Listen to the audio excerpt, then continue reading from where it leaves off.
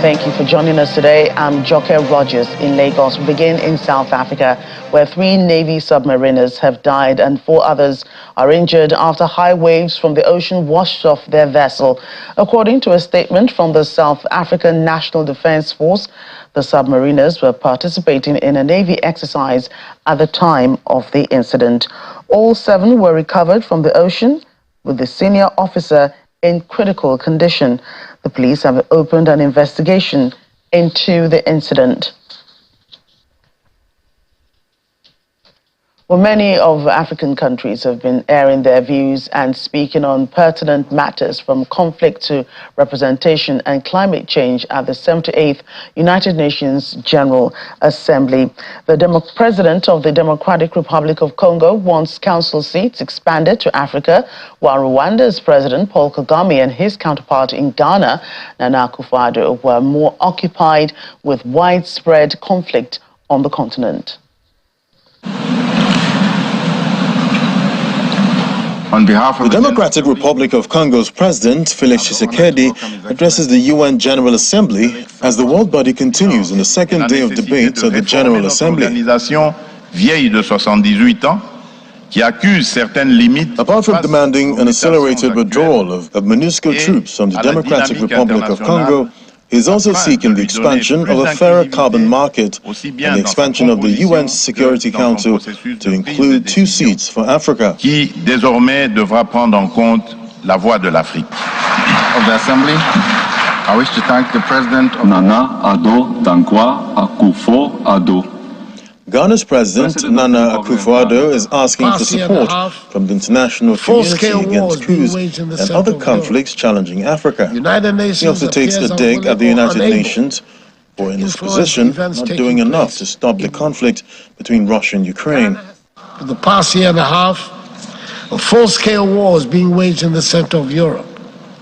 The United Nations appears unwilling or unable to influence the events taking place in Ukraine. Ghana has sat on the Security Council throughout this period and can testify that the global solidarity we seek to reignite under the umbrella of the UN will only happen if and when it suits those who wield the mighty power of veto. And at the moment, there's nothing to show that these countries have any interest or inclination to do so.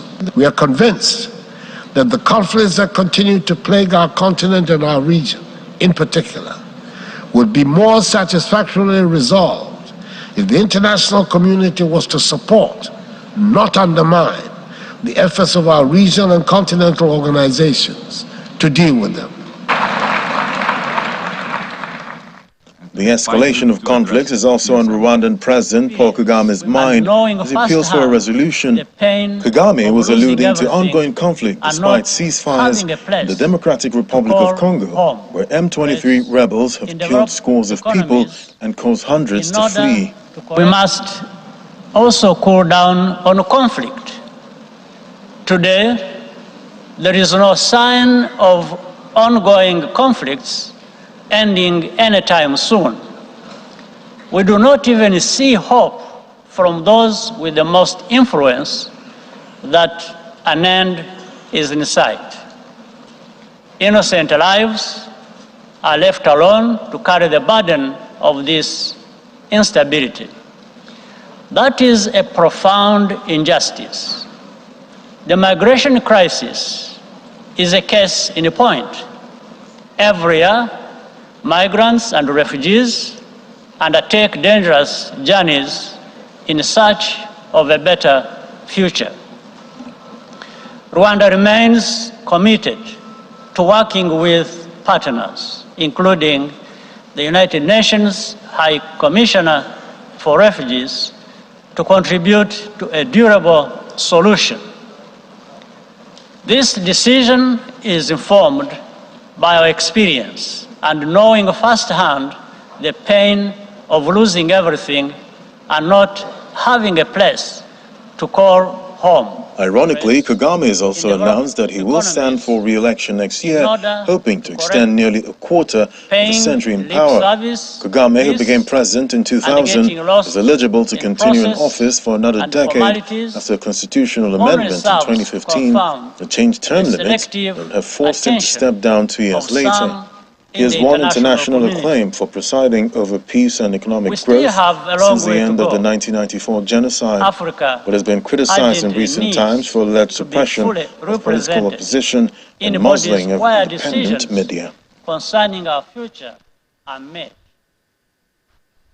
We're staying with speeches of African leaders at the United Nations General Assembly. We'll dwell more on the Ghanaian President Nana Akufo-Addo's presentation, where he has demanded the payment of reparations to African nations for the historical injustices of slave trade. The Ghanaian president emphasized that this was the time to bring the subject of reparations to the fore. He said the world had for centuries been unwilling and unable to confront the consequences of slave trade. He also called for a formal apology by European nations that were involved in the trade and urged the African Union to engage the diaspora to advance the reparations cause.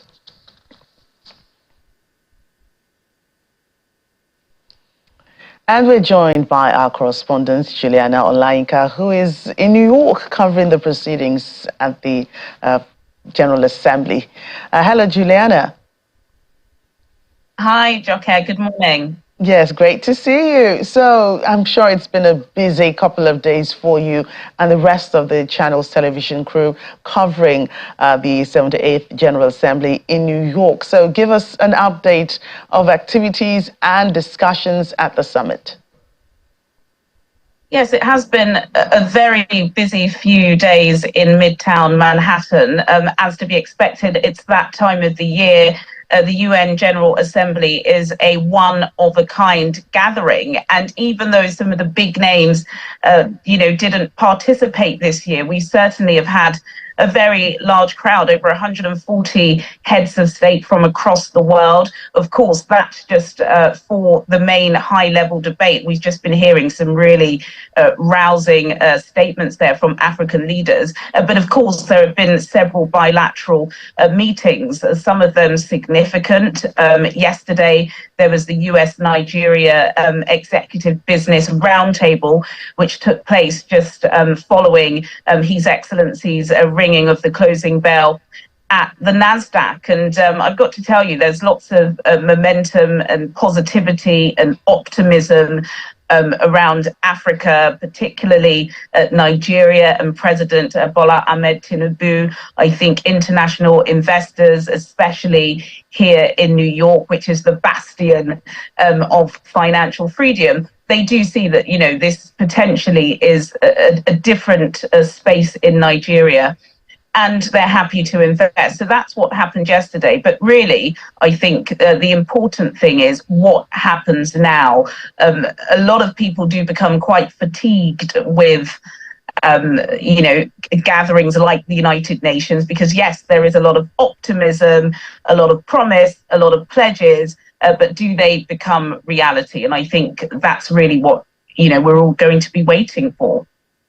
I was just quite, penning that down and on what to ask you next, just to, take a look at, the meetings that have taken place on the sidelines, of this year's summit. And of course, I was going to ask you about the rate of, commitments from, the countries, the wealthy nations that, want to, put in some funding just to, I can say poorer nations, especially with the major economic issues and, of course, issues of climate change. So how concrete are these commitments from, the richer countries so that the scenario you just painted will not happen? That's a really good question, Jocko, and that's something that we'll just have to wait and see. You were just playing that really rousing, quite blunt, I would say, speech from the president of Ghana, giving his insights of sitting on the United Nations Security Council for several months now, and just not seeing the effort being put in by the Security Council, the P5 members. So that's, of course, America, China, Russia, the UK and France. They are not able amongst themselves to stop the war in Europe, prevent global markets from going into disarray, to try and foster peace and collaboration. They are, of course, doing their best efforts, but they cannot do it without the global south. And I think that's similar to some of the sentiment expressed by Kenyan President, the former Kenyan President, Uhuru Kenyatta, who's been hosting several sideline meetings in New York. He's just been hosting the Africa Climate Conference. And, they're saying that we want to have a seat on the table. We want to be taken seriously.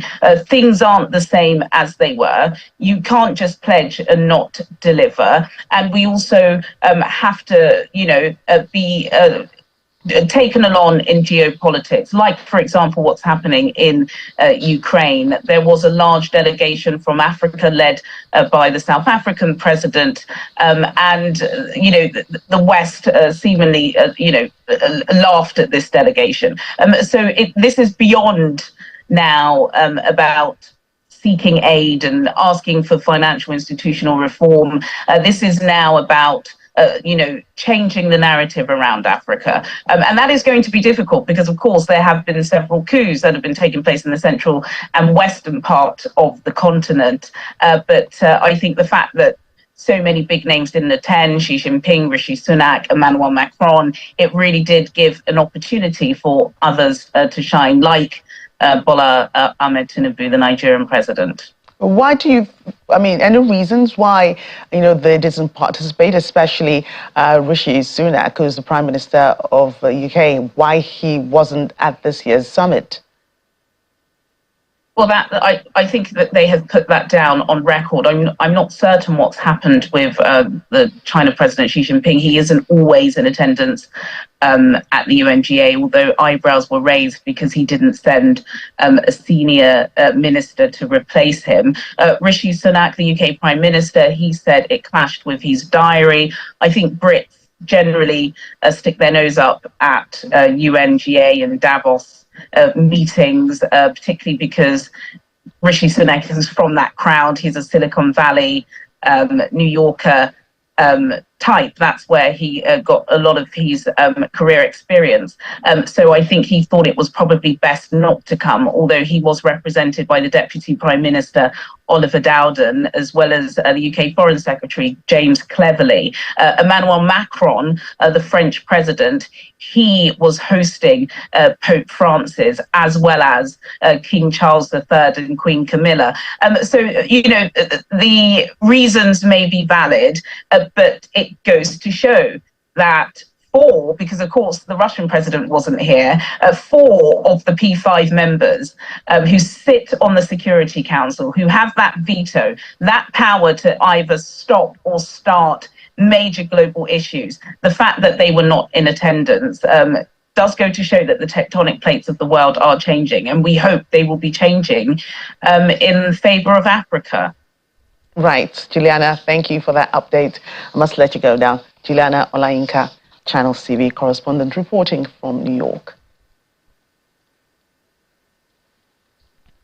In the meantime, Libya is appealing to the world leaders at the United Nations General Assembly to support the country, where a devastating flood killed over 11,000 people and left about 10,000 more missing. Libya's Minister of Youth, Fatala El-Zuni, called on the world to live up to its responsibility to Libya in order to help cope with the aftermath of the disaster. He also noted that necessary health measures are needed to protect survivors in the city of Derna and the adjoining cities in order to avert health disasters. We're in Morocco now, which has announced plans to spend $12 billion to rebuild regions affected by a deadly earthquake that struck the country earlier this month. According to Morocco's King Mohammed Funds will also be used to support more than 4.2 million in the provinces most impacted by the earthquake. A statement from the palace also noted that the recovery funds will be used to rehouse affected people, reconstruct homes and restore infrastructure over a 5-year period. The 6.8 magnitude earthquake, the strongest to hit Morocco in more than 60 years, killed more than 2,900 people and injured more than 5,000 others. And it's been 10 years since a terror attack at Kenya's Westgate Mall in the capital, Nairobi. The country observed a moment of silence to mark the 10th anniversary of the tragic incident that left 67 people killed. On September 13, 2023, 4 heavily armed militants from the Al-Qaeda-linked Al-Shabaab group stormed the upmarket shopping center and took control of the complex for 4 days. The attack exposed the poor coordination of interagency security teams in responding to terror attacks. The siege ended when the 4 gunmen were killed by security agents. To diplomatic relations, where Haiti and Kenya have announced that they will be exchanging ambassadors, the latest in the document signed by both foreign ministers. Kenya has offered to send 1,000 police officers to Haiti as part of an international assistance force, while the Haitian government appealed last year for foreign help to tackle widespread gang violence. The United States has been leading UN efforts to organize a rescue mission. A draft resolution is being prepared to that effect.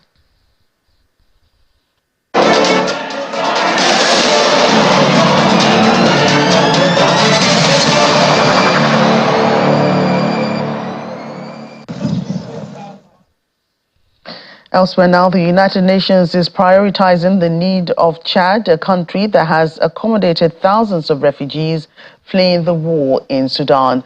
The Deputy Secretary General to the United Nations, Amina Mohammed, says the influx of refugees has put huge pressure on the country, which is now running low on resources. Chad has opened its arms to hundreds of thousands of people that are fleeing violence in Sudan, on top of an existing refugee and displaced population. I witnessed this remarkable generosity firsthand when I visited Adre and Fashana in eastern Chad.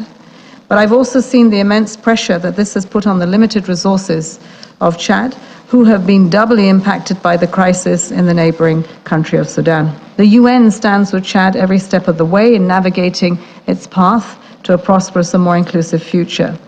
Guided by the needs and priorities of Chad articulated in the new cooperation framework, which officially begins in January next year, the UN is dedicated to the realization of both Agenda 2063 and 2030.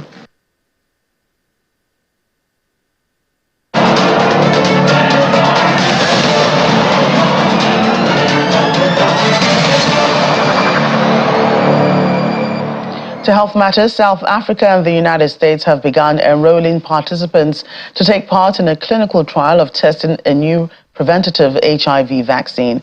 According to U.S. state research agency, the National Institute of Health, the vaccine, called VIR-1388, is designed to help the body's T cells, which are part of the immune system, and patrol and inspect other cells for problems. The vaccine is intended to instruct the immune system to produce T cells that can recognize HIV and signal an immune response to prevent the virus from establishing chronic infection. The vaccine trial is funded by the National Institutes of Health, the Bill and Melinda Gates Foundation, and the U.S. Company for Biotechnology.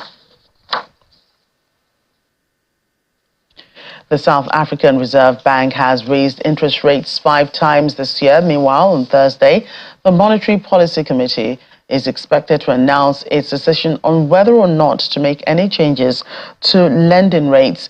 The impact of interest rates has been significant in the country. Some consumers are resorting to skipping payments. Many South Africans are turning to their credit cards to buy necessities, but at what cost? Our correspondent Innocent Semosa reports. Monthly basics have become expensive in South Africa.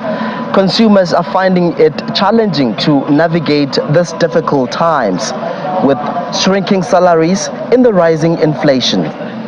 Many households resort to using credit cards for basic necessities such as groceries.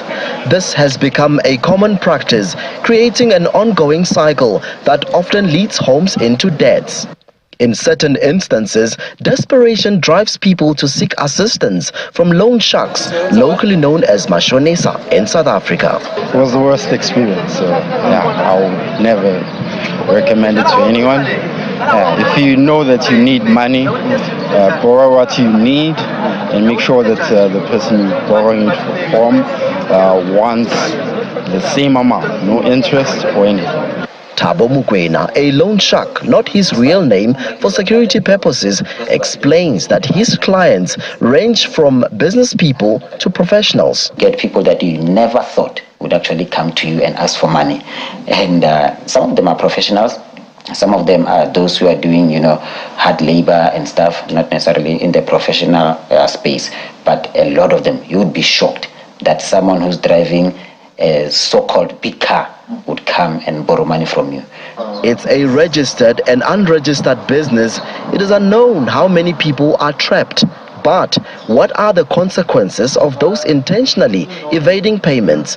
Gugu Nkosi, CEO at Kwande Finance, explains. Depending on the size of your loan, then ultimately, yes, the people who do have assets and money that can pay the loan but don't want to pay, they are unwilling to pay it, then for those people, yes, the attorneys will come in, there will be a sheriff appointed, and some of your assets will then be attached and they will then be sold in order to cover some of your debts. However, the credit world can be shrewd at times. Founder of Good Life Money Mystery, Kelebogile Moketi, says consumers should know their rights. Consumer rights are really important, and there are many consumer rights that I can talk about, but the ones that would really help take people out of debt by just literally talking to the experts and helping them to get their credit reports and their credit analyzed. This one of the Prescription Act 68 of 1969. This year, the impact of interest rates has been significant. Ama Mohapi, a business coach, suggests that consumers should prioritize saving for rainy days. Ask yourself, what are the long-term effects, the negative effects? If I don't change this habit, what's going to happen in the long run, right? If you don't change your money spending habits that you don't like, what's going to happen in the long run? For some, the feeling of being free from debt is priceless. In the meantime, South Africa's culture of borrowing continues. From Johannesburg, South Africa, Innocent Samos, Channels Television News.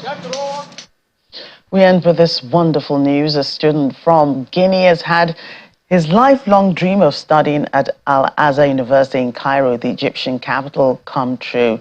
Mamadou Barry was unable to finance an education at the ancient university, so he set off on his bicycle to Egypt, a journey of well over 4,000 kilometers. He cycled for months through Mali, Burkina Faso, Togo, Benin Republic, Niger, and Chad. While in Chad, 4 months later, Good Samaritans paid for him to fly the rest of the way to Cairo. His determination prompted the university to offer him a place on its Islamic Studies course with full scholarship. When you're determined to make your dreams come true, they do come true indeed. That's our program today. Thank you for watching. I'm Joke Rogers.